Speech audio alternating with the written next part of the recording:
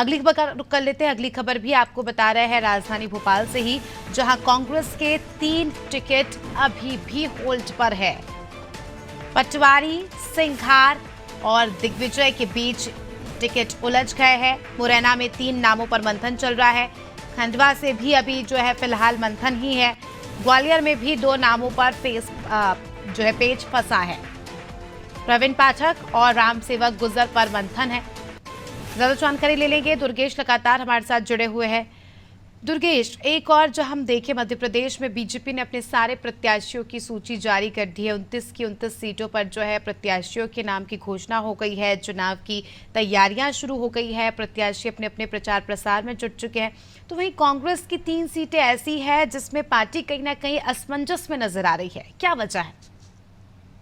देखिए अस्मिता, विदित है कि मध्य प्रदेश की 29 लोकसभा सीटें हैं और 29 लोकसभा सीटों में कांग्रेस ने 3 सूची के माध्यम से अब तक केवल 25 उम्मीदवारों की घोषणा कर पाई है, जबकि एक सीट समाजवादी पार्टी के खाते में गई, खजुराहो लोकसभा सीट। अब 3 सीटें हैं, मुरैना, ग्वालियर और खंडवा।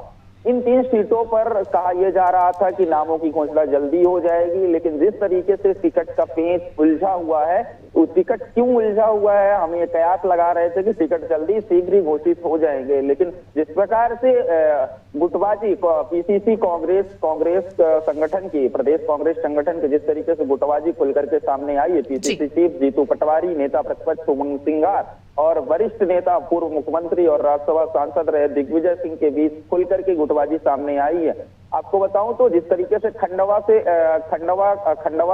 है, खंडवा सीट जहां अरुण यादव के नाम को लेकर के चर्चा हो रही है, तो वहीं एक नया नाम आया है शिकरवार का, तो उस पे अभी नाम पर सहमति नहीं बन पाई है। उसके साथ ही मुरैना और ग्वालियर की बात करें तो ग्वालियर में प्रवीण पाठक के नाम की चर्चा है, लेकिन अभी उनके नाम की मुहर नहीं लग सकी है। इसके साथ ही जो मुरैना सीट है, मुरैना सीट से चूंकि दिग्विजय सिंह अपने समर्थक को टिकट दिलाना चाह रहे हैं, वहीं उमंग सिंघार अपने समर्थक को टिकट दिलाना चाह रहे हैं, तो जीतू पटवारी अपने समर्थक को टिकट दिलाना चाह रहे हैं। यही वजह है कि पंकज उपाध्याय, नीतू शिकरवार, क्योंकि 2 नाम ऐसे हैं जिन पर 3 नेताओं की नजर है, जीतू पटवारी और दिग्विजय सिंह चाहते हैं कि पंकज उपाध्याय को टिकट मिले, लेकिन नेता प्रतिपक्ष उमंग सिंघार नहीं चाहते कि पंकज उपाध्याय को टिकट मिले, वो नीतू शिकरवार के नाम की सहमति चाहते हैं। यही वजह है कि अब जब ये इन लोगों की नाराजगी खुल करके सामने आई तो कांग्रेस आलाकमान भी चिंतित नजर आया। कांग्रेस आलाकमान तक इस बात की इस झगड़े की बात पहुंची है और कांग्रेस आलाकमान ने चिंता व्यक्त करते हुए साफ लहजे में चेतावनी देते हुए पीसीसी चीफ और नेता प्रतिपक्ष उमंग सिंघार सहित दिग्विजय सिंह को हिदायत दी है कि यदि आप लोग अपना आपसी झगड़ा जल्द नहीं सुलझाएंगे तो इन सीटों पर उम्मीदवारी छोड़ दें, इन सीटों को फिलहाल खाली छोड़ दें। ये इस तरह के यदि नाम फाइनल करने हैं तो शीघ्र ही नाम फाइनल करें, क्योंकि चुनाव में समय बहुत कम शेष बचा है। ऐसे में जो प्रत्याशी हैं, उम्मीदवार है, वो भी अब लड़ने से कतरा रहे हैं, क्योंकि जिस प्रकार से 1 महीने बाद वहां पर चुनाव होने हैं। तो ऐसे में जब कांग्रेस आलाकमान चिंतित है तो ये प्रदेश कांग्रेस की स्थिति है इस प्रकार की कि अभी भी कांग्रेस असमंजस की स्थिति में नजर आती है। जी बिल्कुल। अगर हम बात करें समय की, तो क्या लगता है, जिस हिसाब से आपने जानकारी दी दुर्गेश की, कहीं ना कहीं इनकी गुटबाजी देखने को मिल रही है, आलाकमान तक की बात पहुंच चुकी है और कहीं ना कहीं पार्टी के अंदर हम कह सकते हैं कि कुछ ठीक नहीं चल रहा है। ऐसे में क्या लगता है, कितना और समय पार्टी ले सकती है और कितना लंबा इसे खींच सकती है? देखिए अस्मिता, ग्वालियर और मुरैना में 7 मई को मतदान होना है और उसके लिए अब केवल गिने चुने 30-31 दिन बचे हैं।